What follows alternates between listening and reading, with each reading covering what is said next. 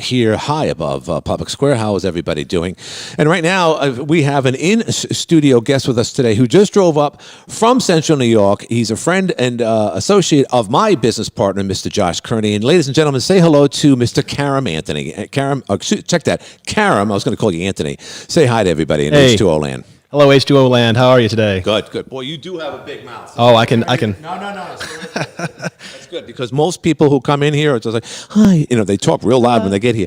Yeah, and then they talk really softly. So that's good. That's excellent. So Karam is with us today, and here's the thing: we've highlighted many young, talented people that have gone into podcasting. Just yesterday, we talked to young Elijah Winfrey up in Messina that just did his first movie, and he's got many others planned out in the future, and we'll be supporting him. We had Patrick Vita here last week, and he was a guy very similar to Karam, in that he used to be on the left, and now he's on the right. Now, you and I just had a conversation about how all that changed. You said and we're not here just to talk about politics. The fact is, Karam is an intelligent guy, comedian. He has his own podcast, and we'll get into some of the visuals of that later if I can get my damn YOLO box figured out here. But Karam has a lot of things on the ball. And Karam, first and foremost, let's start off with your comedy prowess. You met your other people through comedy. Talk to us about your stand-up comedy routine and how you got started with that.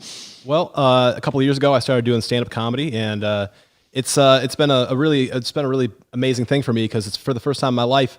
I just went out and made a fool of myself in front of countless people, and doing that over and over again really builds up your stamina for public appearance and taking criticism. And I did it, as a college graduate. A couple years later, I started doing it a couple years ago, and unfortunately, I only got to do it for about a year, Glenn. Prior to the whole world shutting down with COVID. Yeah, so at this point, obviously, you haven't seen any club action, but getting on a stage and being funny, you said making a fool of yourself, and that's part of being a comedian and whatnot. But I've noticed that comedians in the last 10 years, especially, they have to be politically left. Were you influenced by leftist jokes like Stephen Colbert? No, and by the way, I wouldn't necessarily say I'm on the right, but right now in history, I suppose I do lean right because I feel like the left does want to stifle free speech, and so that's my issue. And I feel like I guess I am right on free speech. I am an independent, but at any rate, I always liked the dissenting comics. I liked the guys that weren't afraid to say what they wanted to say. Bill Burr, Patrice O'Neill, even Louis C.K. Obviously, not going to defend what he's done, but. His comedy has really influenced me. A lot of those guys. Yeah. And by the way, Bill Burr is hysterical. He's a very angry, white, bald guy, essentially. But you know what? Another guy who I like, who's a big-time leftist, is Bill Maher. Bill Maher at least will talk on behalf of how ridiculous the left is, where a guy like Steve Colbert won't do that. Would you agree with that? I totally agree with that. I think Bill Maher does. He does. Talk about. He wants people to be able to express their opinion. Yeah. And again, and not to mention, he's extremely smart, smugger than hell. You want to punch him every now and then. And I don't want to promote violence in any way. I'm saying that figuratively, but there's times that he does say things that make sense. And listen, when someone on the left makes sense, I'll appreciate that. If AOC gets $4 million for the struggling people down there in Texas, I'll give her kudos for that. Even though she's got, she's a wolf in sheep's clothing. She's got ulterior motives, but she did a good job with that. Jimmy Kimmel, for instance, said the other day, "Squinty." He's always squinting. Can't see the fucking cue cards or something. He's glasses. He said, "Hey, the more we cancel things, including Dr. Seuss, the better chances of Trump becoming president." And I agree with him about that. Would you? I think you're going to see. I think you're having a cultural war right now. I think we're in a cultural war right now, and I think the more things they take away, it's like you don't want to eliminate history. It doesn't make any sense. Right, exactly. It doesn't make any sense. And here's the thing: you went to Vassar, a very liberal college. Like 90% of the colleges in New York State are liberal anyway. But you graduated 5 years ago. But even then, 2016, when Trump went up against Hillary, that's what changed your mind about things. Yeah, the fawning over a candidate like Hillary, who had such a terrible record, really, on foreign relations and what her campaign had done or her organization had done in Haiti, all these other things. Yeah. But everybody just got in line for her. And I don't know. I mean, it's just, I don't like the fact that there's so much groupthink on that side. No, right. Did you get a lot of flack from others your age? At the time, I didn't speak out about that kind of stuff. Right. So when did you do that? But just within the last year when you got, or a year ago when you got in the last month. See, now this is just happening. I mean, this is literally just happening. Just a month ago, you start your podcast and you start talking right-wing stuff, which is cool. But did you get flack from your peers, people within your age group? I have gotten a little, but to be honest, I don't think a lot of those people at Vassar really loved me that much, and I don't think I really loved them that much. So that at this time in history, it's like the only people I talked to from Vassar at this point were sort of we had a group of kind of free thinking guys and some ladies too, but we had a kind of a free thinking group, and it's in my opinions. I have some left opinions and some right opinions, Glenn. Right, but it's like I don't like this whole groupthink on the left side right now. Well, I mean, again, you said you were an independent, really? I am an independent. You are an independent. So an independent has an independent way of thinking. But at the end of the day, Google, YouTube, they want you to be on the left side of things. I believe you. And we learned just in the 2020 election that there was a lot of swaying, if you will, or influence done by Google, done by Dorsey's, I was going to say Twitch, by Twitter, where they actually influence particularly people on the fence, because independents can go obviously either way. So, do you feel, for instance, because you're a young guy, you know a lot about tech, you got your own podcast and whatnot. Do you think that, for instance, high tech has a grasp of people of your age group? Do they think they have a strong influence on you? I do. I mean, I fear big tech myself. I self-censor on my podcast already. I don't want to say every single thing I think, because I know there's certain things you might say, you might free think about. I free think about. I don't necessarily come out and say one thing or another, but it's like I like to think both sides, and there's certain issues you can't question. You can't question the election results. You can't question COVID. You can't question a lot of things. Right. So COVID, it looks like we're getting out of the doldrums of COVID. A lot of people died. The average age was 110. And then, obviously Facebook would say, don't listen to this guy. He's giving us bad information, because young people died during all this. But what are your thoughts about the fact that the school teachers unions are still unwilling to go back to school? Now, up here in northern New York, in various parts of New York State and the Northeast, a lot of schools have gone back at least 3 days a week. So kudos to those teachers. A lot of times I'll say, oh, teachers are crazy. And I don't want to say that, because they're not. But particularly in the greens, check that, the green states, the blue states and cities like San Francisco and Chicago, they don't want to go back at all, Karam. So what are your thoughts about that? Well, I think a lot of the people on the left say, listen to the science. Yeah. And it appears that the science does show that COVID does not appear to really kill, statistically, children. It just doesn't. And they don't pass it on, for instance, to adults. I mean, they pretty much prove that that percentage of which is very, very low. So, but my point is, you see some school teachers, going down to Cancun, like Ted Cruz, and basically celebrating the fact that they have their freedoms. I think they're just delaying this so that they wait to the end of the school year, so that the 2021 is already gone for them. It's my thought, at least. Plausible. I think, now that the vaccine's rolling out, hopefully they should get. I mean, in my opinion, they give the vaccine to those school teachers that don't want to go back and go back. Yeah, that's right. Put your money where your mouth is. But a lot of them won't do it because, like I said, we're into March right now, and all they have to do is just jump into another couple of months, and they're definitely not going to stack up on summer school, because the unions won't allow that at all. All right, so Karam Anthony has a podcast called The Deep Homey Guide to the 21st Century, and you started that just a couple of weeks ago with your friend Paul Wood, your sidekick there. If I can get some video here, actually, this is what I'm going to do. I'm going to show this. I don't know if you can hear this. Hopefully you can. So I'm not going to talk about this, but I'm just playing a segment of your show right now. Okay, it doesn't look like it's actually playing the audio at this point. But I'm looking at the visuals of you and your sidekick, Paul Wood. And Paul and you were comedians, and that's how you met a couple years ago, Karam? Yes, sir. That's right. So right now you got an insert, you have a little setup there, and you're going back and forth. Nice, you're able to talk about videos just like we're doing right now. So let me ask you, what is your podcast all about? Well, the Deep Homey Guide to the 21st Century is an attempt to talk about future tech, but also to talk about ancient wisdom. Okay. So future tech being what? Cure my ignorance. What's future tech? Future tech is just the waves of the future, Glenn. We got Web 3.0, we've got Bitcoin, we've got digital currency, we've got everybody's on their phone all the time. Sure. We got Neuralink from Elon Musk. You're going to have the chip in your head probably eventually, where the phone and you are just one. There's a lot of things going on. I can't wait for the chip in the head. That's for sure. Okay, so all right. So that said, all right. So the big thing that a lot of people are talking on, because again, there's an age difference here. I'm the 58-year-old guy in the room. I have heard of Bitcoin. People try to explain it to me. Joe Fay, who has a tremendous amount of followers on YouTube and on TikTok, he knows a lot more about it than I do. Explain to me. Do you think, first of all, if you could summarize what Bitcoins are, what it is, and what does that represent as far as Elon Musk pumping up $1.5 billion a couple of weeks ago towards Bitcoins? Do you think Bitcoins are our future, Karam? I think Bitcoins are our future. There could be some hurdles just in case the central banks want to crack down on a decentralized currency that's only done through the internet. But if you think about it, Glenn, the central banks, they print fiat money. And you think Bitcoin, that's based on nothing, but fiat money is based on nothing as well. We're off the gold standard. Right. So it's the same thing. It's just done digitally, and it's done through something called the blockchain. Right. And the blockchain is the software that allows, it's nearly impossible to crack, and it allows decentralized payments. That means I can send you a payment without going through an intermediary, without going through a treasury, without going through a bank.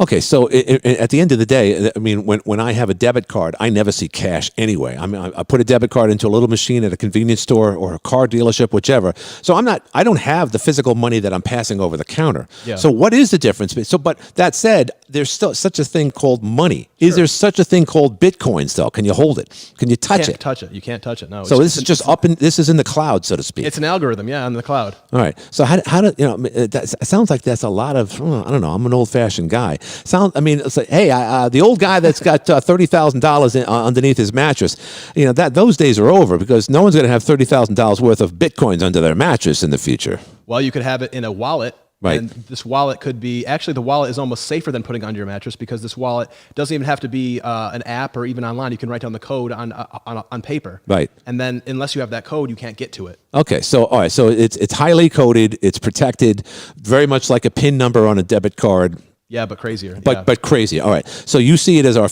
Elon Musk. If you can elaborate on him, he is the Einstein of our time.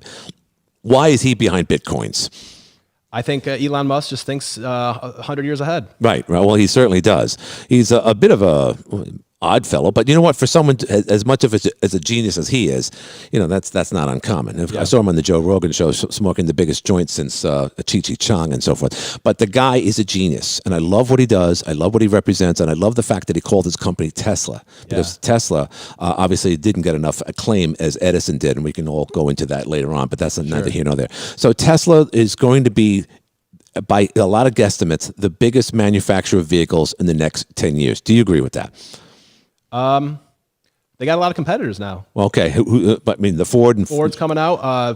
Is it Volvo? I want to say Volvo came out and said they're not going to have any gas-powered cars in 10 years. Wow. Maybe it's 2035. I don't want to misquote. No, you're probably right, because the goal was by year 2025 to have as many electric cars on the road as possible. But here's the question, and again, coming from a very non-scientific guy, the grid issues that we had in the state of Texas recently is indicative of some problems that we have in parts of the country, and especially in deep freeze like that, which Texas isn't accustomed to. Are we ready? Is the grid ready for a nation where most, if not all, cars will be run by electric in the next 10 years? I'm not an expert, Glenn, but probably not. Yeah. Probably not, but there's going to need to be a lot of upgrades. I want to say that when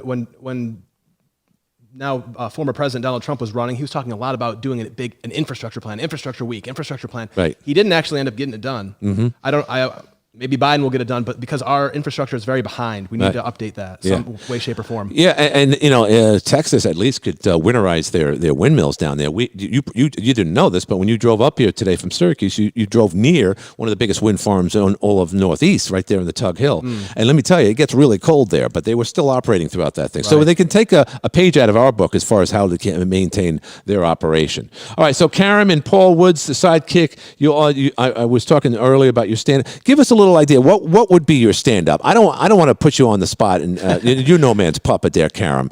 But what did you talk about when you were a stand-up comedian? I'm just finding my voice, Glenn. I don't want to act like I'm already at the top tier level here. But in the beginning, I would just talk about my own identity, my own frayed identity, the way I would just often start with a joke with, "Hey, I just want a competition." Everybody would be like, What's that? What's that? Right. Most racially ambiguous man in Syracuse. and that's how that was that's how you dubbed yourself or presented yourself, the most ambiguous man in Most Syracuse. racially ambiguous man. Racial, I missed. That's a very important word for me to say. So, and by that, because you do have a mixed background and so forth. So you were being funny about it. Oh, yeah. So someone might look at you and don't take this in the wrong way. So you could be Arab, you could be a Latino.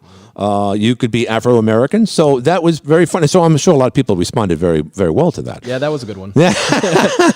And then you met Josh Kearney. And again, spiritually, you do a lot of things that, at your age, I wasn't doing. Sure. But I've noticed, when I talked to some Patrick Vita, who was here, I've talked to others from other places and whatnot. It seems like the mindset these days is so much different than when I was your age.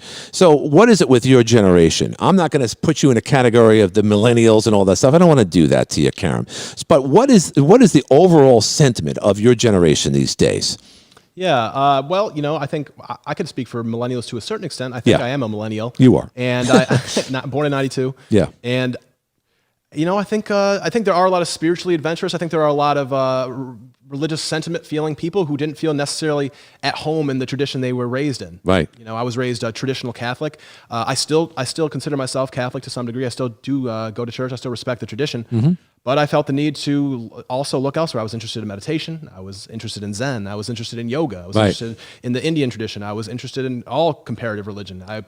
Just the way I was. And I think a lot of my generation is like that. Yeah, I know. I just there's a lot of experimentation going on out there. I don't know if you saw Giuliani's daughter talk about how she's calling herself a unicorn now, and that she's feeling a lot better about herself because she's getting involved in. You're laughing, and of course it's kind of funny, but it's not funny. But at the same time, she's expressing herself. She's talking about how she boasts about her power of her, what. We won't get into it. It's a family show, or at least we try to present it that way. But at the same time, Karam, last year, your generation, and mine for that matter, and NPR, otherwise known as National Public Radio, said that WAP was the #1 song of year 2020. And yet today, people on the left are mocking Miss Giuliani. Is that a little bit hypocritical? A little bit. Yeah. No question. By the way, are you a fan of, what's her name, Cardi B? Are you a fan of Cardi B? I wouldn't consider myself a fan, but I don't think I'm an enemy. Right. I think she does have a sassy personality, and sassy. The song, it does bump. I get that. I don't think I necessarily would want the children to hear the song, but it does have a good beat. Right. And I don't know if it does, but again, I'm not the one to ask. I'm a traditionalist when it comes down to urban music. Back in the day, it was known as Motown, Teddy Pendergrass, the O'Jays, many others, the Jackson 5. I love music with a hook. I don't hear the hook anymore. I gotcha. But do you play any instruments? Are you in a band or any of that stuff? I'm not in a band. I was a big musician at one time. Yeah, I was in a band when I was 16, and I used to play guitar and I sang. All right. Okay. All right. So at the end of the day, you have the deep, homey guide to the 21st century. So far, when you just got started, just like we got started, so we have to build an audience. What is your efforts? How are you trying to build an audience to your podcast, Karam? Well, we've got it on every single streaming platform. You can find the Deep Homey Guide on Spotify. You can find it on iTunes. You can find it on Stitcher. You can find it on YouTube. And so that's the first step, is just to get it out. It's out now. You can find it any place you want to type it in, you'll find it. And one thing that you presented to me, and unfortunately I wasn't able to facilitate some of your files today. We did get the visual of you and Mr. Wood there earlier, but you had something about Rush Limbaugh in an MP3 from your podcast. He just passed away. Can you reflect on what you said in that about Rush Limbaugh, Karam? Sure, Glenn. Well, Rush Limbaugh. I have to first say I did have some admiration for the gentleman. Yeah. I did like the way he spoke. I never listened to him up until after Vassar ended, and it was the 2016 election. And I would hear this big voice on the radio sometimes. Yeah. When I used to work in the school in the urban district in Syracuse, and I would just take lunch breaks and I would go out and what was on but Rush. And at that time, I guess I was starting to get more accustomed to the conservative viewpoint. Like I said, I'm an independent, so I've been a lot more liberal prior.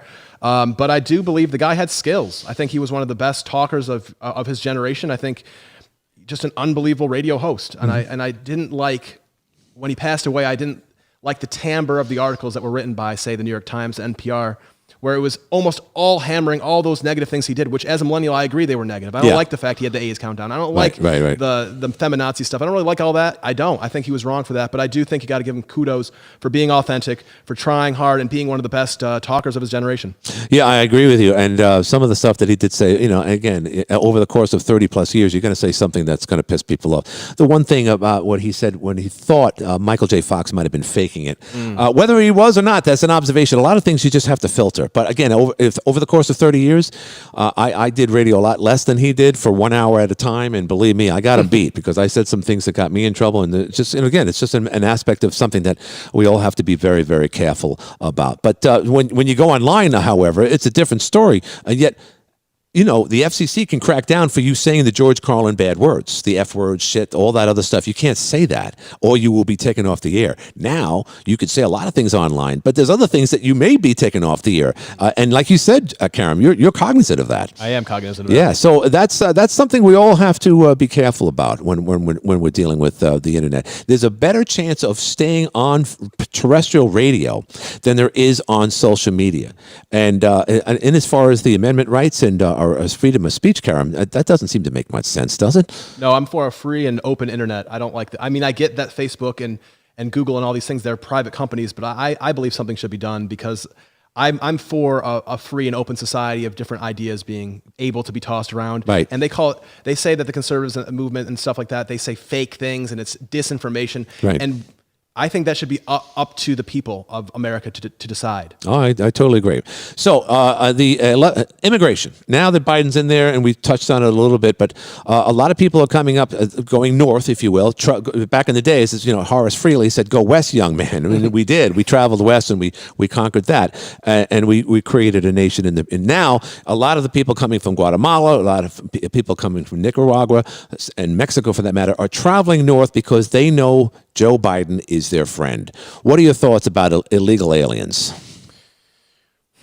It's a tough one for me. I do think it's better for them to come the right way. I do think a nation should be able to have a border. Right. That's part of having a nation. Just like every nation in the world, most nations have border laws. It's not like America is the only nation that doesn't want to have illegal aliens streaming in. That being said, Glenn, I do think we need immigration because we do have, I think, a negative birth rate. So we're going to need people coming in here. So I'm definitely not to mention the sperm count is down. I just found that out. Everybody's just can't stay off the pornography, I think.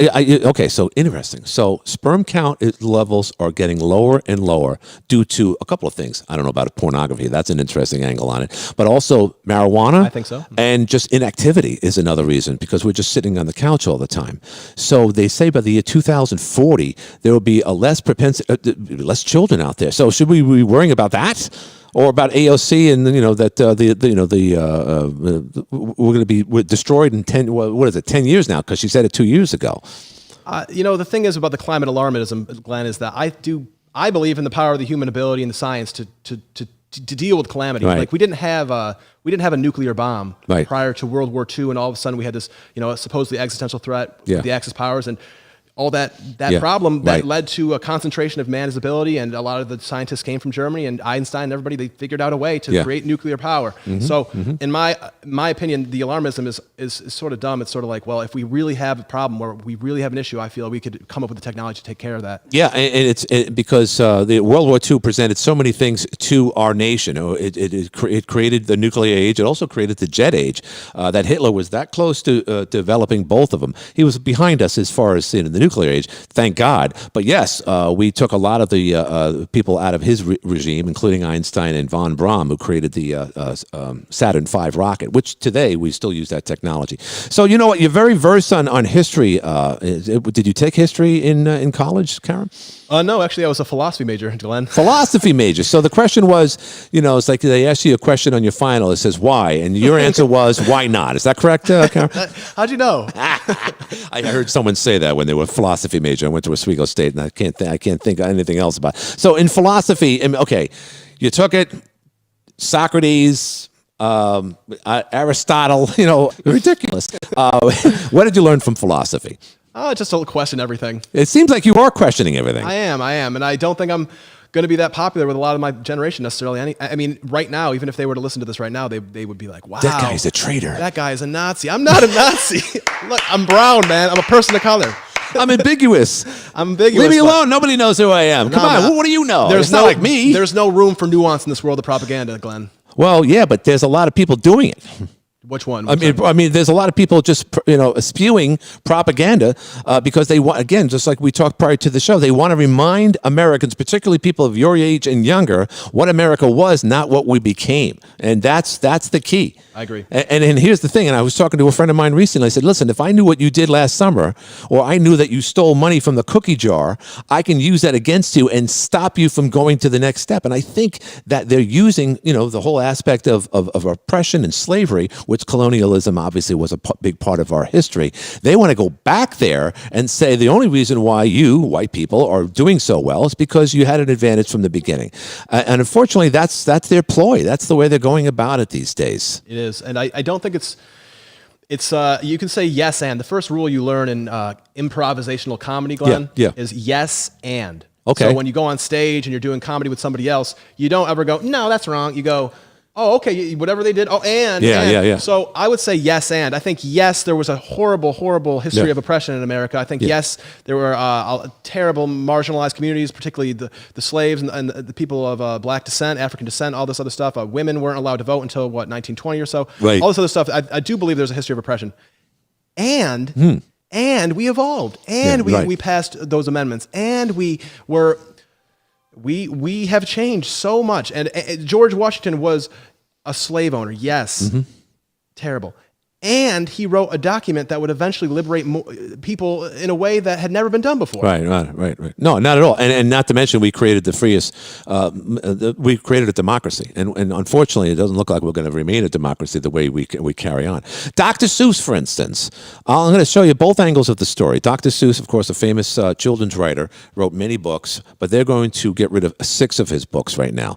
Now, just to show that I am fair and balanced, I have some, liberal friends online and on Facebook, one of which said, don't worry, these are just 6 books of hundreds of books that he wrote. They're doing it for a good reason, so don't think that we're taking Dr. Seuss off the shelves altogether. You snowflakes, you stop. And of course, she's looking for reactions and so forth. And again, I just think a lot of people just jump on this bandwagon because I don't think anybody was worrying about Dr. Seuss books until someone said, hey, the Dr. Seuss books are a problem.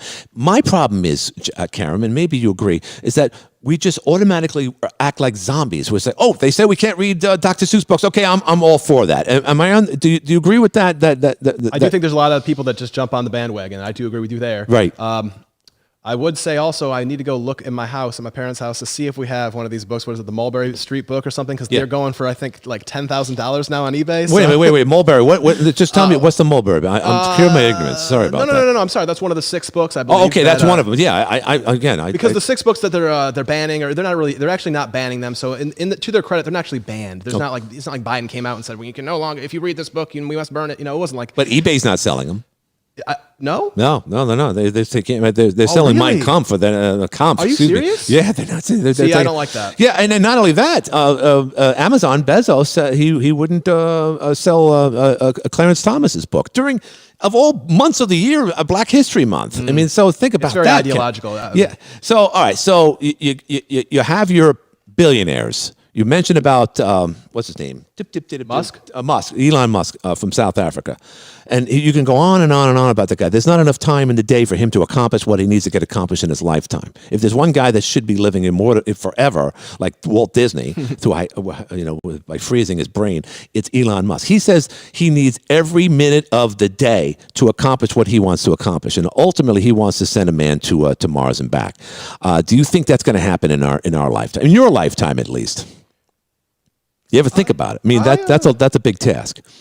I think it will happen. I wouldn't want to be that particular gentleman because how are they going to get back? Right? Yeah. It's like Matt Damon. He's the Lost Martian. Terrible movie, by the way. But no. They would say it would take about I think. Well, it took 6 months for the rover to get there, but it would take a lot longer because it's going to be a much bigger rocket to get 2-3 people out there. And obviously, we're weight. We need oxygen. Oxygen tanks take a lot. So it's going to take a long time to get there, but then they have to have a plane, you're right, to get back. So whoever, if it's he or she that does it, God bless them, Karam. But I'm going to go out on a limb. I'm going to say it's going to happen during our lifetime. Yeah, I think so. Yeah, and here's the other thing. The AOCs of the world will look at it and says, why are we going to Mars? we send these lunar things up there for billions of dollars. And when we get there, we realize you can't live there. So why do you find people of your generation look at space exploration as like, why are we doing this? I think AOC is a little bit of a limit case. I think most people support Elon Musk and SpaceX and all that stuff. I do. I mean, there's definitely going to be some wackos that are like, no, every single last cent should be spent on the education of the poor trans people with leprosy in Malaysia. But it's just no, you're absolutely right, because we are more focused in this country on minorities of minority. I mean, not minorities in terms of color. We're focused on transgender. Now, the latest woman or man, whichever, he is a woman. I'm sorry for disrespecting her, but she's just been appointed or will be appointed as the Assistant Health Secretary of the United States. Rachel something. Yeah, from Pennsylvania. This is the same woman, by the way, who took her mother out of the adult homes during COVID. And she said, well, my mother's a smart lady. She says, she is smart. She didn't listen to you. She went to a hotel as opposed to going back. But this is the woman that is now professing that an 8-year-old, for instance, Karam, has the ability to determine his or her orientation at that age. Do you agree with that? Man, you go right into the murky issues. Well, yeah, have to. Yeah, because this, makes good radio, right? Yeah, exactly. Not really. I don't think you're really at an age. I don't know if you're ready. Your mind is really ready. At 8 years old. 8 years old to make that kind of decision for yourself. It's one thing for an adult to be able to do what they want to do. Yeah, sure. I don't think you want to blanket say, oh yeah, sure, an 8-year-old at a whim or a 6-year-old or a 9-year-old at a whim. They say, no, I want to be other gender. I don't think they have the right comprehension yet to be able to make that choice. I'm going to come out and say that. All right. Yeah, I totally agree with that. See, now this is what we do. I love this because we got started here just about the same time that you did with your podcast, The Deep Homie Guide to the 21st Century. This is the H2O Show, where we see perspectives from my side of the fence. A lot of people have been listening to me on radio over the years. They already understand that. But I love hearing young perspective. And what I've seen and heard just in the last couple of months are people like yourself who were, left of center, if you will, and you might not have been politically inclined at all, but you got active on that. Do you think a lot of people your age are doing the same thing, Karam? I think so. I wonder if it's a gendered thing. I wonder if it's a male-female thing. I don't know. Are more men at your age doing it than women?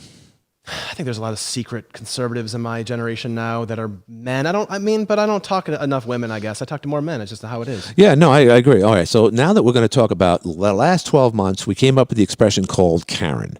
Karen is that, in many cases, that middle-aged woman that just doesn't want to conform or at the same time has a lot on her mind and a lot of, she's exasperated for one or aggravated, whatever which way you want to look at it.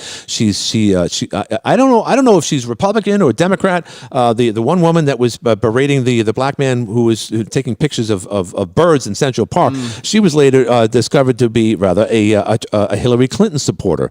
But she went off the rails a couple of summers ago when she ran into an African American in Central Park. And that in itself was a disgusting display of racism. And yet somehow or other, that's always been some pointed towards the blue collar guys like myself. It's not always the case, Karen. There's a lot of people in the elite society that are probably a lot worse.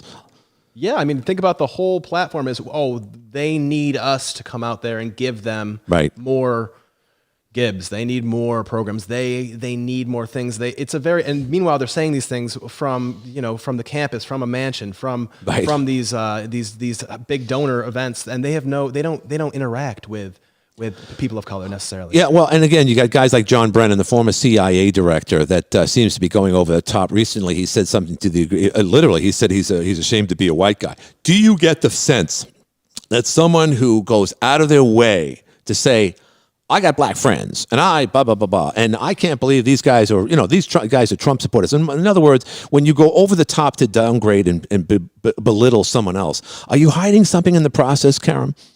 Yeah. Yeah. So again, I think, for instance, John Brennan is full of shit, first of all.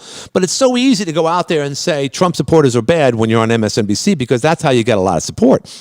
It's just, Glenn, we live in upstate New York. We know that there's a lot of Trump supporters. We know them as family or friends, and we know that they're not all this crazy caricature of a white supremacist that MSNBC wants to paint it as. Right. And I don't think, and I think there are black Trump supporters. I think there are people of all different colors. There's plenty of Hispanic Trump supporters. I think there's becoming a bigger divide in populism versus elitism in the country versus anything else. Mm-hmm. No, I agree. So at the end of the day, Karam, you are a young man. You're in your 20s. Your podcast is going on as we speak. We'll let everybody know how to get there. But what do you want to do in your life? What do you want to be in your life, Karam?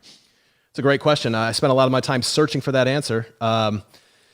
Honestly, I don't know, Glenn. One time I thought I wanted to be a musician, and one time I thought I wanted to be a filmmaker, and now I guess I want to be a comedian and a podcaster. I think that I'm a person who wants to help heal these divides some way, shape, or form. I think that I am a person that lives in between two worlds. I come from populism and upstate New York and blue-collar people, religious people who voted for Trump, for example.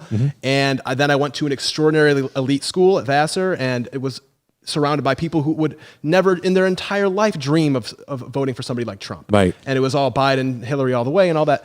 I straddle these two worlds. It's a very difficult position for me to be in. Maybe I'm an interpreter for the two sides. Right. I'm not really sure yet, Glenn. Well, okay. And married, girlfriend, all that stuff, or relationships. I am single. I got out of a long-term relationship recently, but I am single. All right, so let's touch on that. Is it difficult being a single guy in the 21st century? Because remember, this is the Deep Homie Guide host of the Deep Homie Guide of the 21st Century podcast. Is it difficult to be a single man these days? Oh, absolutely. I mean, especially with COVID, how are you supposed to? Well, yeah, but even prior to COVID, I mean, what is it about relationships these days? I wouldn't know. So are women different than they were back in the 80s and 90s? Are women more strong-headed these days? Are they looking for guys that can make six figures and nothing less? What is your experience with all that? Well, let me give you an example, Glenn. A lot of the dating takes place on these dating apps, say Tinder, for example. Yeah, right. Now, if you look at the statistics on Tinder, you'll find that, I don't know if it goes both ways, but I do know that for men, there's only like a small, maybe, I don't know the percentage, let's say 10% of men, or maybe 5% of men who are swiped like 95% of the time by women. I'm not sure if it goes the other way. I'm not trying to be, I just know the male figures. Right. So anyway, what I'm trying to say to you is 1 in 10 men who are the hottest, most unbelievable looking, having the most money, whatever they express on their profiles, they get swiped right. 9 out of 10 guys get nothing. Right. So me, I consider myself probably a decent looking guy, but I don't think I'm a 10 out of 10. That means I have very little success. Yeah, but okay, so that sucks because you're based on a photograph and a profile that most people are full of shit about. So the whole aspect of online dating doesn't really get you out there in a bar, so to speak, and show who you are. First of all, you're a good-looking guy, Karam, and most people, as you know, including women, are full of shit. They might have a picture on there from 10 years ago, and guys are going to say they drive a Maserati when in fact they drive probably a Nissan Stanza for that matter. But do you think that online dating is unfair? And let me tell you something else. Being in the looking for a job myself in the last year, it just going on Indeed, completely different thing. But I sent a resume. I am represented by the words that I wrote on a resume and the things that I've done. But I'm not there to stand there in front of them with a resume in my hand because that speaks volumes, Karam. So I think that you guys have an unfair disadvantage in the 21st century because of online dating, and it sucks because a lot of people are being screwed out of relationships that you should be having right now if everyone was legit, and I don't think they are. Yeah, I couldn't agree more, and I think there's a lot of people that are getting offline for some of these reasons, Yeah, and then during COVID, of course, it makes it more difficult because I've also found, because working in radio, I started seeing trends. This town, for instance, of Watertown, Oswego, where I'm from, or not from, I went to Oswego State, they had a bar in every corner. These days, they don't have bars on every corner in upstate New York, but that's how you met people. Now, it seems like you can only meet them on Tinder or Grindr, I don't know, any other of the crazy apps.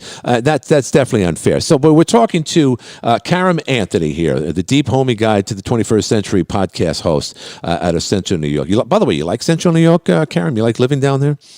I like it. I think I've got this complex in my head that I always planned to go to New York or LA and then didn't get there, so I'm not really sure how I feel. But I do think it's a great place to live. I think it's one of the safest places in America to live in terms of like natural disasters. I think we've got all the amenities you need, and I like the people. So yeah, I like it. You an SU fan? Yeah, of course. Oh, okay, and SU they won 2 big games. They beat North Carolina and Clemson back to back. Unbelievable. So that might be their ticket, if you will, to the NCAA tournament. That's definitely going to help, despite the fact that they were at home.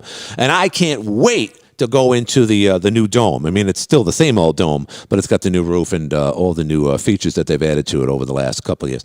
All right, so that said, Karam, I'm going to show a little bit more of your video as we speak here. We will not be able to hear the actual audio, unfortunately, but walk us through this. I'm just going to play a segment of this. This is you and your sidekick there. That's Paul Woods. And Paul Woods, big guy there. He's got the his microphone in front of him. Explain, what normally you talk about on your podcast. Well, it's just getting started, but we've got a few different segments we've come out with. We're trying to be new and interesting. We've got like this new segment we just premiered on the last one that was called the Ned Report. Yes. So I think the Ned Report is exciting. Ned is this guy, right? Ned is the imaginary guy that a lot of people knew 10 years ago. Right. And then nobody listened to. Ned was like, this Bitcoin's looking pretty interesting. It's like $1. You might want to buy $100 worth. Right. And now Ned's living in the Bahamas. Yeah. So, you might want to listen to Ned. And Ned back in maybe 2003 was saying, this Amazon stock, maybe this is looking pretty good. You might want to buy some of this. And shut up, Ned. What do you know, Ned? And now Ned's, living large. So yeah. It's an attempt on the show to try to talk about what's the next big thing. I guess in terms of investment, everybody's concerned about personal finance these days, but also just, tech or trends and generally.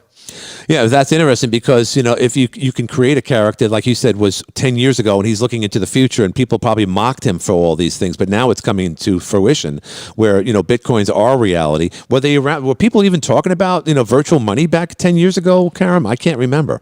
Hardly. I believe Bitcoin premiered in 2009. Okay. And it was, for a long time, it was probably sub 1 cent. What? Yeah. So if you would just put a dollar into Bitcoin, if you had been up on this trend, you might have been golden. If he listened to Ned, you would have known that. But Ned's driving a Maserati right now. Okay. Another thing that's been discussed right here in this podcast studio with the guys that all work out of here is the GameStop. GameStop is a big thing. It was last month. Yeah. Explain. How did you got burnt? I got burned. How so? Who are you, Michael Jordan? No, I wasn't up on it until it just that week. I think it was the week. I don't remember the date, but it was Monday. The stock was at like $20. Tuesday, $40. Wednesday, $80. By Thursday, it's up at like $100, $200. I get a friend calling me up. And he's speaking about this. He's saying, "Oh my God, there's going to be this big short squeeze. They're as soon as we get enough, this stock is high enough, all those short sellers are going to be burned." Right. And the original intention from this sub forum on Reddit was to actually burn the hedge funds. It wasn't even so much about making money. Right. It was like, screw these hedge funds. How could they short GameStop? We love GameStop, and it's so terrible how they do these shorts. And so. How could they bet against this stock? So it was almost like an anti-capitalism thing. Right. But I was just trying to ride the waves. That's the whole thing about this podcast. It's like surfing the waves of what's happening, what's the trends. Can we surf it to our advantage? Right. Anyway, I told them, I think I was right. I told them, I said, you know what? They're going to crack down on this thing. They're going to stop the stock. They're not going to let it happen. Right. Yeah, exactly. They're not going to let it happen. Some way, shape, or form, it's not going to happen. He's like, no, just look it up. So I went on there and I got propagandized on there, and I should have listened to myself. Yeah. Because the next thing you know, I'm in there at $300, and the next thing you know, it's tanking by Monday, Tuesday, it's all the way down to $100. It's like I'm out $600, and but you know what? I was actually right. I should have listened to my instinct. I said they're going to crack down on this thing. They don't want this to take off. So yeah. So okay. So you lost. Listen to yourself. Well, yeah. So you lost $600, but okay. So that's not the end of the world. Yeah, it's not the end of the world, but it's still $600. What about the kid that committed suicide because he thought he lost $750,000, and then they found out that he didn't? Yeah. I mean, that's again, is the stock market, and especially when it comes to like shorting a fund or something. Again, you know a lot more than I do. Is it any different than going to Vegas? Is it much of a gamble? Well, when you're doing this kind of stuff, it's a gamble. But in general, I think it's a little better than gambling. But just general investment advice. I'm not an advisor, but never ever bet more than you're willing to lose. Okay, all right. Well, that's great advice. All right, so let me. I've been throwing a lot of stuff at you. So you got some notes there, and I'm deeply interested in your background and what you want to do on your podcast. What am I missing that we haven't discussed so far with Karam Anthony here on the H2O Show? Well, Glenn, I think that my viewpoint is a little strange compared to a number of people. I do think, it's true that the millennial generation is a lot more spiritually adventurous. Yes. But I think I took that to the extreme in my tenure as maybe from the age of 18 to 27 or so. Mm-hmm. We know each other through a mutual friend, Joshua Kearney. Yeah. So Josh Kearney is a hypnotist.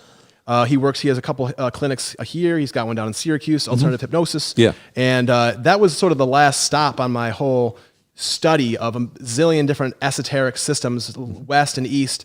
Right. But it was something I studied with him. So thanks, Josh Kearney, for teaching me hypnosis and NLP, neuro-linguistic programming. Mm-hmm. Very, very interesting culmination of my journey. It's very much all this stuff, this hypnosis stuff, it's very much persuasion and communication more than anything else. Right. Okay. So walk us through it. I mean, again, I always have this image when someone's being hypnotized that it's going to put like an old watch in front of you, or you look at the the revolving tunnel there. Very sleepy. So you're feeling your eyes are very, very heavy right now. Is it like that? Were you hypnotized to a point where you changed a pattern or something in your lifestyle? Well, I have been doing one hypnosis exercise called Confidence Creator. Okay. That was performed by Josh's mentor, Scott McFall. Scott, yeah. He speaks very highly of him, needless to say. Go ahead, sorry. He's a cool guy. I did a seminar with him. He's the head of the Master Hypnotist Society. Nice. But he does have this one program called Confidence Creator. And I think that was a huge impact on me starting the podcast and coming out as a comedian. Right.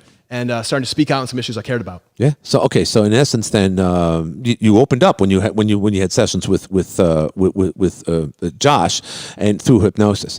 I always look at hypnosis as like I want to lose weight because I've always done the ads for him on radio and I've helped him out in other areas. But in your case, you had something to change as far as your thoughts were concerned, I guess, or to open up your mind, so to speak. Yeah. I think so. Hypnosis. A rough definition is a state of heightened suggestibility. Right. And sometimes that's called trance. And so we can take advantage of the state through you do an induction. And so what you were talking about with that watch, for example, right, that could be one induction. And a lot of the time an induction is simply getting somebody to focus on something for long enough. And when you focus on something for long enough, your whole, I don't know, your brain waves change. There's science to show that, and your whole body relaxes, and you're more open to hearing. And and it's the theory is that these suggestions now are able to go past the conscious brain and now hit the unconscious mind. And as Freud talked about, the unconscious mind has most of the power. It's like the bottom of the what is it now? The iceberg. The ice. I was going to say the curve. What do I know? 80% of the iceberg is underwater. Oh, right. Yeah, exactly. So that's Sigmund Freud's theory of the unconscious, and that's sort of the part you're hitting with the increased suggestibility and the hypnosis. Right. So I guess what we see about someone is the tip of the iceberg. Is that a good enough analogy? And everything else is behind that or underneath? That's right. Or also to think that your thoughts right now, your conscious thoughts, are the top of the tip. Right. And everything, your foundation, of course, is beneath. And that's where people like myself are always going back to our, there was, you don't know this man, but his name was John Davison. He was the best looking guy on TV back in the 70s. Look him up. Yeah, look up John Davison if you can. He was just an entertainer.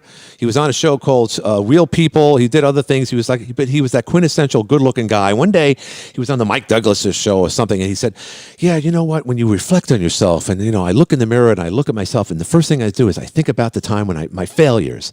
I said, "Look at this son of a bitch, the best-looking guy I've ever seen in the world, best hair I've ever seen, and I had pimples all over me and so forth." And now he's saying that he has, he questions himself. But you know what happened at that point, Karam? Even though I'm watching the Mike Douglas show after I came back from school in 8th grade, I said, wow, other people, including great-looking people, have problems too, Karam. And that's just a lesson that I learned at a young age, and I certainly know that now.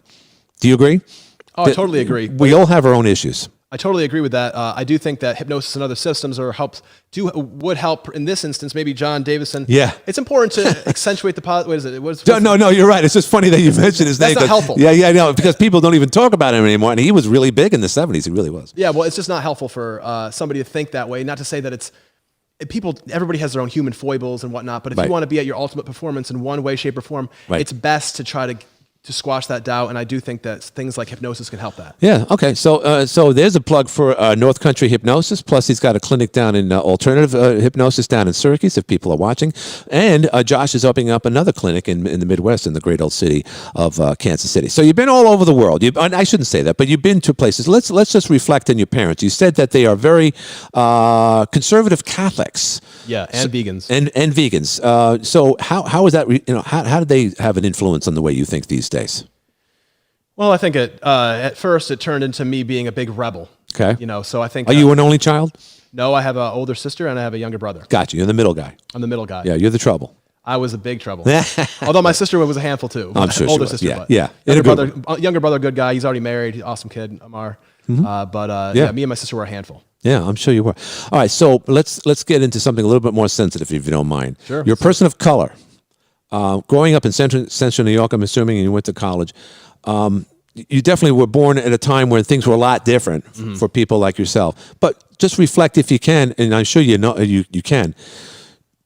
being a person of color, I cannot experience that because I'm as white as you get. Was that something that had an impact on you? Did you see discrimination growing up? I saw some discrimination growing up. One of my biggest jokes on stage has been something like, I'll try to deliver it the best I can now. Yeah. Pretty out of shape with the COVID stuff, but it was something along the lines of, so my name is Karam, and it's been tough because my parents, they decided to name me Karam, and they named my brother Amar, and they named my sister Najla. Yeah. And they sent us to school, right in the time of 9/11. Yeah. We got beat up in the playground in the name of national security. Yeah, right. And the worst part about all this, the worst part about all this is that my parents' names are Art and Sue. So right. So, screw they you, got Mom and Dad. they got away with the American names for their entire lives, and then they put you on the 911 list. So Glenn, I mean, it wasn't for me. It wasn't outrageously bad, but there was a sense of feeling different in a mostly white suburban school outside of Syracuse. Right. There was a sense of having a weird name, and that was the worst part for me generally, just because every single first day of school, is Karoom here? Is Kareem here? Is Karen here? And everybody laughs. And just every single day, this is just a repeating pattern in my life for 12, 13, 14 years. Right. And so, there was some difficulty there, but it wasn't, for me, it never was, well, there was a couple of things here and there. When I worked at Wegmans at one time. Okay. I do remember a gentleman coming in line. He was a white guy, and I'm checking his stuff. Hi, how are you? Doing the rote routine, like hi, how are you? Having a good day? Blah, blah, blah. Just checking him out. He's staring at me. This is when I was probably in 11th grade or so, so I was a little older. Yeah. He's just staring at me. He's staring at me. I'm like, yeah. Yeah. And he's like, you must have a hard time going through the airport, huh? Oh my God. I was like, yeah. So there were some things here and there. Jeez. I don't think that it was it was not horrible for me. I think it's been worse for others. I had a friend that was from East Asia, and he went to school, and he felt like he was bullied a lot. Yeah. He had he had Asian style eyes and whatnot. Right. So I'm not going to say that there wasn't a lot of discrimination here and there, but for me it was. There was some. Yeah. Okay. But again, and that sucks that there were some. But things. The one obvious change in America is that has gone by the wayside, and I think it's because of your generation is putting the kibosh to that.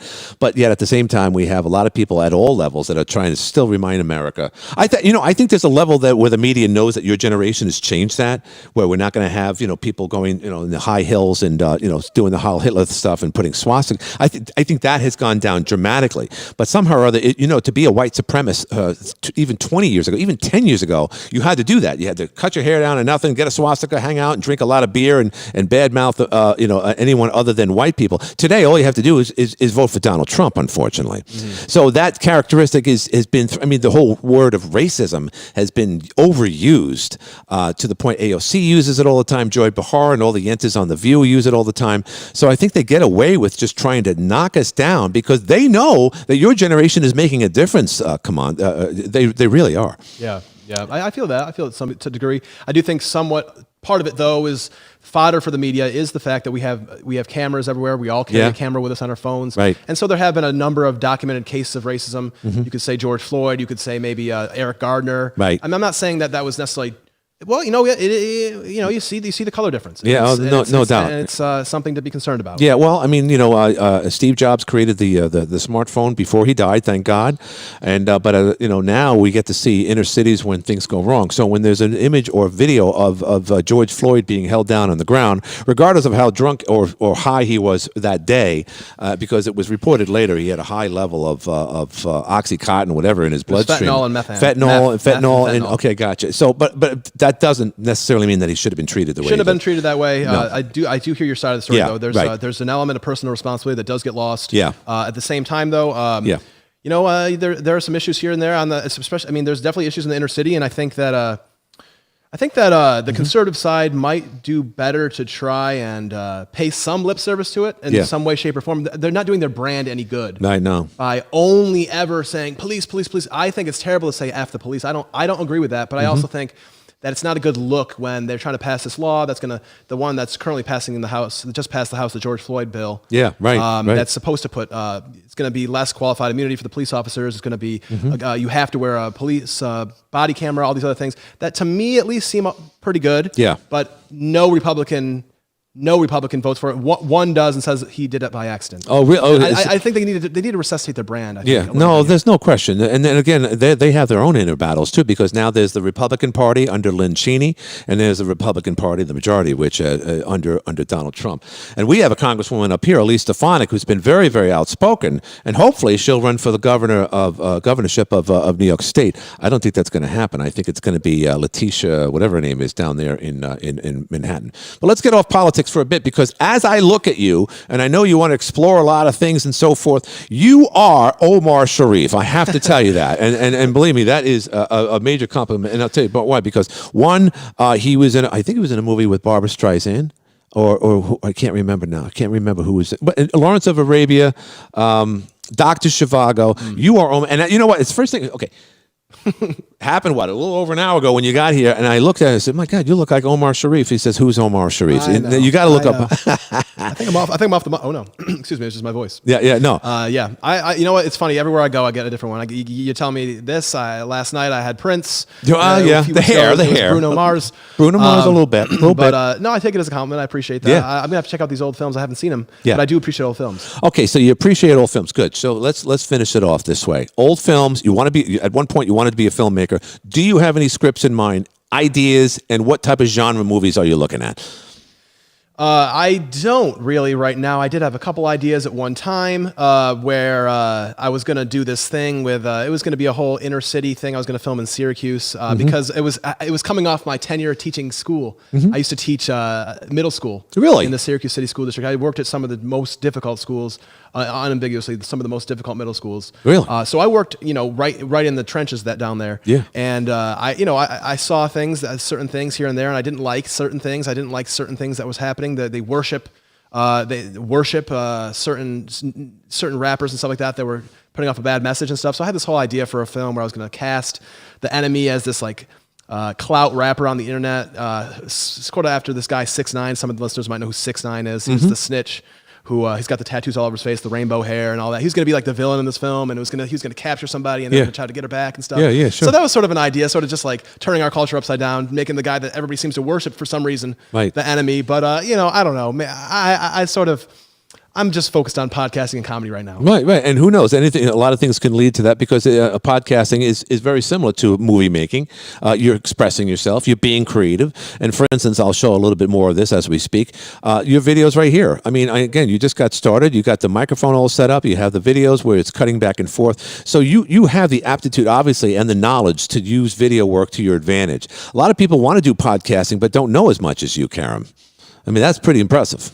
Thank you very much. I mean, Glenn, I've been doing film and video work for almost a decade. Right. So one of these days, if the producers want to redo, just like Coming Back to America or whatever, everyone's raving about this movie, by the way. It came out yesterday or today. Do you know what movie I'm talking about? Coming to America 2 or Coming Back to America? I haven't even seen the first one. I'm behind the times. Oh, wait, whoa. You haven't seen Eddie Murphy, right? Eddie Murphy. Okay, I saw some clips. Yeah, but you never saw Coming to America from 1989? I know. Yeah, I was a film student dropout. All right. No. Well, literally. Well, you really okay? So wait a minute. You went to Vassar for school for film or something? Well, it was as you can tell, I've had a lot of indecision in my life. Yeah. Well, so I was wobbling around. And one time I was a film major, and then I went off and did. I think I was down in Peru speaking Spanish and doing ceremonies with a shaman or something. I came back and decided I wanted to do philosophy and religion and all that. So yeah, well, okay. So podcasting obviously is something that you could do right from your home. And as we speak, you can't see this on I don't have a monitor here, but I'm assuming you're doing this at your house. I am, yeah, my apartment in Syracuse. Yeah, and when you push this, so when you promote this, how do you go about promoting your podcast?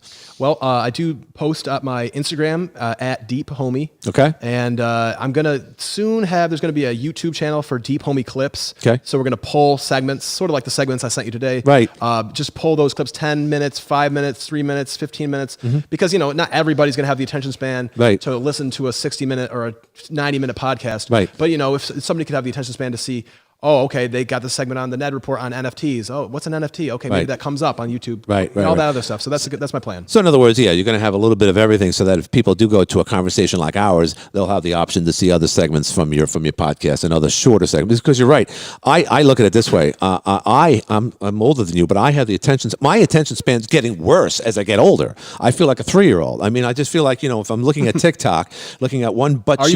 You're on TikTok? I'm on TikTok. Oh, yeah. you're hip. Oh yeah, I am. But I hip. agree with you. It's like 30 seconds is the max for TikTok. Yeah. Okay. I'm getting on TikTok too. I've got an idea for a sketch I was going to do today or tomorrow. For 60 seconds? Isn't it 30 seconds? It's 60. 60 seconds is the limit. Okay. Well, I'm going to get on there. I'm going to promote the podcast there too, doing some comedy bits and here and there. All right. So this is my impression of. I'll do it right now. I won't go on TikTok, but if you could see me, I'll just you flip with your thumb, right? You flip with your thumb, Karam. Yeah. You flip with your thumb, and then every fourth one, it's the song. I don't know her name, but the girl starts singing. It's about someone who's got a forklift and he's going to drop a ton of water bottles or something, and he goes, "Oh, oh, oh, oh, oh, oh, oh, oh, oh." Well, who's that woman? Who is that woman singing that song? It's on every 6 It's not posts. it's not the I Hope I Don't Fall, is it? I don't have no idea. That's the thing about the TikTok algorithm. All the time. It's like you can get more hits if you post your video clip to a trending song. So yes. At any given time, there's probably maybe max 5, 6, 7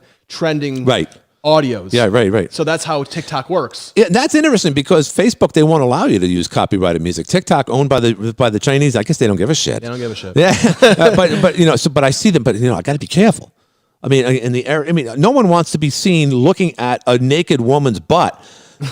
But you know where I'm going with this, because it's all over the place. It's all the time, and the girl turns around, and bikinis are dental floss right now. They're not bikinis anymore, and I don't know. We used to say there's something in the McDonald's hamburgers because the boobs are bigger, the butts are firmer. Karam, good job, McDonald's. Women, good job, McDonald's, indeed. Women from your generation, and they're just stunning. I mean, are these people real? You know what? Is that a real ass I'm looking at? I don't know what happened in particular to the white girls. I don't know how the white girls' asses grew from 1985 till now. I think part of it is the trends in working out and squats and stuff like that. Right. But part of it maybe is the other. If you want me to my theory, maybe it's intermarriage and interracial stuff. Yeah. Maybe I don't know how it happened, but I love it. Listen, if you go back to MTV back in the days when Spring Break was just getting started, the late 70s, early 80s, MTV was just getting started too. And I saw this online not too long ago. They show segments of Spring Break from the early 80s, and the girls were pretty, they were cute, of course, but they weren't even close to the physical bodies that we see today, Karam. I'm very grateful. I might not like Tinder, but I like the chicks on there. Yeah, but at the same time, then we still have an issue with diabetes, obesity. There's a lot of people, not just here in Watertown, everywhere. You go to Vegas, you see a cross section of the entire world there. Yeah. There's a lot of fat people out there, unfortunately. But for the most part, people that go to Spring Break look pretty darn good, Karam. I think so. Yeah, and the people that go, I mean, you're not going to see someone with a bad ass. I mean, again, we're talking a little bit expressively right now. But if you go to TikTok, you know what I'm talking about. But at the same time, pardon the pun, I want to make sure that I'm not going to get arrested because I don't know if they're all of legal age there, Karam. Well, you know what? That is an issue. That's definitely an issue. And since it's China, anything goes. All right, so we've been talking for an hour. Karam, I every now and then I'll go back to you and your buddy there, Paul Wood. Where's Paul now? I mean, are you guys ready to do the next podcast or what? Oh, absolutely. We got a great podcast coming up this week. We're going to interview my cousin, Tom Anthony Jr., and my cousin actually owns one of the biggest gutter seamless gutter businesses in the Syracuse area called Max Flow. Yeah, I've heard of that. You have heard of it? Yeah, I have heard of Max Flow. He's probably doing work all the way up here sometimes. Yeah, he's got a big crew. He's getting more trucks every week. It's crazy. And he's one of the biggest other guys. He's so excited this week because one of the biggest other guys gutter businesses went under or retired or something. And he's inheriting all their workers and he's expanding. And but anyway, he's got a great story to tell. Not just gutters. Gutters are cool, but He has a very interesting story. He used to be a big time race guy, adrenaline freak. Yeah, raced motorcycles and he raced snowmobiles. Yeah. And he had a terrible, terrible head injury. He had an accident where he had his now wife, Nicole, they were riding the motorcycle where they always ride up in Fulton. Yeah, And a car hit him, and they went flying. And ever since then, his life has changed. So he's going to tell that story on the Deep Homie Guide. Is he like a sponsor of your podcast, or will he be a sponsor? Or is that Tommy, you want to sponsor us, dog? Because at the end of the day, at the end of the day, this isn't free. I mean, we gotta pay for this stuff, right? So the challenge is, I'm coming from radio and TV background and sales, where it's nice to hear Thin Lizzy 3 times a day on the local radio station, but someone's got to pay for that. So yeah, it would be nice to get paid for this. Have you explored that yet, in as far as monetizing your podcast? I would love to, Glenn. We're so nascent. We're so early in this process. It's only been a month. So at this time, the podcast has been mostly funded by yours truly. Yeah, that's what it takes. But in the longer run, it's I would love to hear. If somebody wants to contact me about a sponsorship or whatever, I'm super open to hearing about it. Well, again, it all comes down to the amount of views and the amount of before we go, let me ask you this. Who are the people that you try to mimic? Now, it doesn't necessarily have to be someone on the conservative side. It could be a Bill Maher. Bill Maher has a really good format. But I like guys like Steve Crowder, Louder with Crowder. Ben Shapiro has a good a podcast and a good look to it. Who name some of the people that you like to mimic, if you will. Who do you appreciate, Karam? Well, somebody I'm never going to be able to mimic is actually the comic Joey Diaz. Okay. He's not as well known, but he's an associate of Joe Rogan's. Okay. And he's a part of that crew. Right. And he's got this voice like sounds like a cigarette tray came to life and started to talk. Yeah. He's from New Jersey. What's his name again? Joey Diaz. Joey. Okay, because there was another guy. Okay, I'm thinking of a different guy. Yeah, go ahead. So he's got a podcast. It's called The Joint. He had another one called The Church of What's Happening Now. And I think his element of the amount of intimacy he can bring. Yeah. Is unbelievable. Plus his voice, plus his openness to. Yeah. He's not that political. Just kind of like I'm not that political. I'm very open to a lot of things. You are. So I'm influenced by him more than almost anybody else. I was influenced by Rush. I do think Rush was an unbelievable speaker. Yeah, right. What have you about the right. politics? Joe Rogan, of course. Yeah. Wait. Before you go on about Joe Rogan. Why Joe Rogan? What's the appeal there? I mean, I like him. I've known him before that when he did that stupid show with people eating worms all the time, and he's big with Factor. He's big with was it Danny White from MMA? So he's all bulked up. He's bigger than Dan Bongino. Yeah. Although I think Dan would give him a run for his money. But despite that, Dan is dealing with some issues of his own. So we hope nothing but the best for him. But Rogan is at the top of the game. Him and the Paul brothers, the 2 surfer dudes from California. Yeah. What's their appeal? What's the appeal for Rogan? What's the appeal for the for the Paul brothers? I don't know as much about the Paul brothers. These are different. I'd say Rogan and the Paul brothers are in a different category. Yeah. I think Rogan's more of an old school kind of guy. I like the fact, I like his openness. Yeah. I like he'll have almost any kind of guest that's going to offer some sort of substance. I like that. I'm kind of like that too. I would have somebody on who's from the left. I'd have somebody who's on the right. I'd have a scientist. Anybody who wants to come out of the Deep Homie Guide to enlighten us in some way, shape, or form. I love that. Also, the fact is, Joe Rogan is a big psychedelic guy, and I have used a lot of psychedelics myself. Not to say that I'm not encouraging the drug use, not encouraging it, but I have. I have also been there and done that, so I can sort of relate to some of the stuff he talks about on that DMT and all that. Yeah. It's like mushrooms. I've done it all. Yeah, have you really? Yeah. I mean, to the point where I don't need to do it anymore. Are you Mike Lindell? You're going to be a lost tourist. I'm sorry to make light of it, but look, Mike Lindell's not the pillow guy. Yeah. Is he a psychedelic pillow guy? Psychedelic. The guy was on crack cocaine when he went up to the West Wing saying, I have the answer. He's still our president. And they left him out and they were outside. He's banned now. He's canceled. I feel bad for him, though. I really do. Because every time he says, I did this, I was a crack cocaine. And then he's reading his book and he's got lost terrorist, somebody lost in Mexico and whatnot. I used to do crack cocaine. Then I became a CEO. Now it looks like he's going to go back to crack cocaine again, Karam. Which is most unfortunate. Full disclosure: I never did crack cocaine. Yeah, but good. Methamphetamine, though? No, I never did that either. Okay, Those are about the only 2 that I didn't do. All right. But the point being that I think that the psychedelic drugs is a very interesting. It's a very interesting topic. Probably a topic for another time. Yeah. Okay. No, I understand. And again, I appreciate your candid discussion about it. You're not the first one to do it. I've done some drugs myself. I also was at a point where I had to quit drinking in the 90s. I was older than you, but I just had to do it, and I did it for like 3 years, and I proved myself, and then I went right back into it.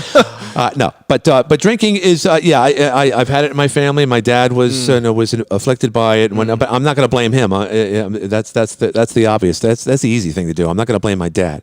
But getting drunk, going to college, seeing beautiful girls at Oswego State and whatnot, despite the fact that it was the 80s and not the 90s and today, they were beautiful. That opened my eyes because when I was your age, Karam, I was a big time geek.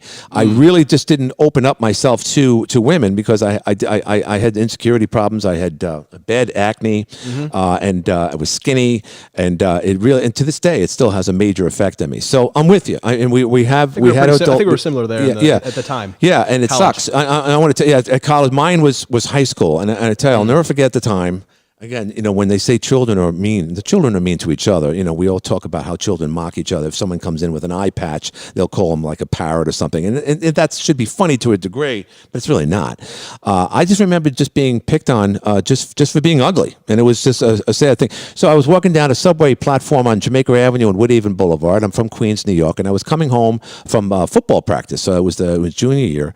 And I just remember just, get sweating and all. And that didn't do anything for my psyche. It didn't do anything for my skin and whichever. So I was coming down. I saw two girls sitting at the bottom of the staircase at the J train on Jamaica Avenue. I said, I just had this premonition. I knew something was going to go wrong. Uh-oh. So they look at me. I look at them. And I don't know what it was because I pass by people all the time. It's impossible not to. I don't care where the hell you are. So just when I walked down, as I walked by these two girls, one of them looked up at me and she says, wow, you're ugly. And I'm telling you now, this is 45 years ago, and I'll never forget that. It's a horrible, horrible, horrible thing. I didn't wish anything bad on her. I didn't wish that she got run over by a truck. It's just that's the way it was. It was a lot. My point is this. Yes, it's mean out there, and we can get really mean, particularly on social media, but I'm going to tell you this, Karam, that was a lot worse back in the day. There's no question. So yes, do we have a long ways to go with each other? Definitely we have a long ways to go. I think when you have people like Joy Reid, for instance, on MSNBC. I don't know if you see her. I know. When you have Louis Farrakhan, who needs Louis Farrakhan anymore? We have Joy Reid. This woman hates white people. She wants to start a whole race war, and it's disgusting. So we've come a long ways. We were a lot more. And I tell you what, when you watch 70s and 80s teen movies, particularly, they treated each other like shit, and that was built into the dialogue because that's the way we were. It wasn't just like some writer with an attitude problem. That's the way it was. Yeah. And a lot of movies couldn't be made today. The original, for instance, Bad News Bears, that couldn't be made today. I don't know if you ever saw that. It was very politically incorrect. They used the N-word. They beat up the little ugly kid and so forth. And but that's the way it was. Well, you know what, Glenn? I'll just say that. The element, the trajectory of the leftism and all that I really am for, the liberalism and all that I'm really for, is the opening up to people who look differently, right? People who are different sizes, right? People who have different skin tones. I think that is the best part, right, about the modern day liberalism, and I think that we should really be open to that. Just and also say that you're not ugly. Oh, well, thank you very much, Karam. But you know what? Acne is, it's like putting on bad makeup. It's just it does cover who you are. So I hid behind it. I was right there with you. Did you really? Oh, I mean, I have a little now, but I mean, I had terrible acne in high school and and into college. Yeah. My brother Brian did. My brother Kevin didn't. My sisters were okay too. But I look at it this way: if I didn't have it, I'd probably be living in Queens right now. Nothing wrong with living in Queens, mind you. But I often say I'd be bowling every Thursday night. I'd be married to a woman by the name of Gina. So that's what would have happened in my life, but it didn't, because what would have happened, I would have been sexually active earlier because I would have had that confidence level. Girls would have liked me earlier. But I got into college, my acne went away, and I was introduced to Genesee Light. So whatever I was drinking, and next thing I know, it just completely changed. And the rest, as they say, is history. All right, so the Deep Homey Guide to the 21st Century. Now, when I post this, you're going to have to help me out. I need to get a link to that, all those things. Awesome. So that's Karam Anthony and his brand new podcast. Going to go back into the comedy swing once COVID goes away, if it ever goes away. Yes, I do plan to, and we're still working on sketches and stuff. Actually, my partner in crime there, Paul and I, we're part of a comedy duo called Karam and Paul. Yeah, and we got a new sketch cooking right now, so it's in the works. And who's on first? No, just kidding. Have you ever heard of that? I have heard of that one. I was going to say, have you heard of that one? We have heard of something together. So all right, so good. So nothing. The greatest duo since Martin and Lewis. There haven't been a bunch of comedic performers together, and I don't think I've seen any on podcasts, to tell you the truth. So you might be onto something, an actual duo, because Rogan's by himself. The Paul brothers are essentially by themselves. Oh no, they're together, right? I don't know much about the Paul brothers other than one of them just beat the shit out of an ex-basketball player from the New York Knicks, and boy, that was embarrassing. That was really embarrassing. Yeah. And I also saw that Mike Tyson was on there too, and he was like, "You're gonna get your ass kicked," and he didn't. So, or maybe that was another fight. Other guy, I can't remember. There's another guy with a podcast, Mike Tyson. Yeah. I love Mike Tyson. And we're practically the same age, because he was born in Brooklyn. I'm born in Queens, and boy, he was a badass. And just real quick, Jim Gray, famous writer. He just wrote a book, and I was listening to him on, I think, the Hannity show the other day.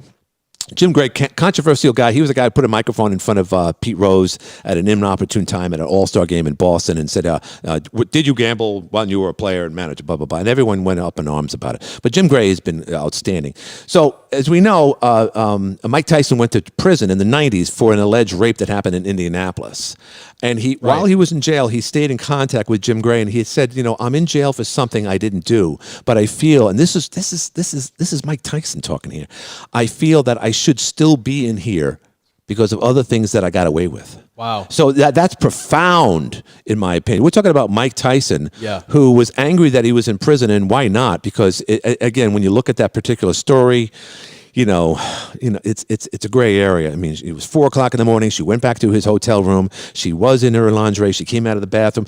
I'm not going to defend anything. Something did at that point obviously go wrong, and she said it was rape. So he went to jail for at least 3-4 years. It changed his life. He never was the champion again, although he did win a couple of fights, but he bit off Holyfield's ear in the process. But when I heard that story from Jim Gray the other day, it opened my eyes about the guy, and I really like Mike Tyson for being that honest. Yeah. So, and just like we're being very honest with each other here on the H2O show, right there, overlooking a beautiful public square. And by the way, just for the reference, when people are looking at public square on the H2O show, that's not our vantage point. Our vantage point is actually right in the center. Where you're seeing it is coming from that direction, but we just love showing it. It's courtesy of our friends at Jake Johnson Properties, changing Watertown's future and investing in it at the same time. Well, listen, Karam, Anthony, ladies and gentlemen, thank you very, very much for being with us here live and in person on the H2O show. Thank you, Glenn. Thank you so much. And good luck with your podcast, and good luck with everything else in your endeavors. You're a good guy, and I'm sure you're going to be very successful. You're going to be very happy, which is more important. For everyone here at the H2O show, I just want to sign off by saying that thank you very much for being with us today, and we'll have other exciting and provocative conversations like this in the future on H2O show with yours truly, Glenn Curry. And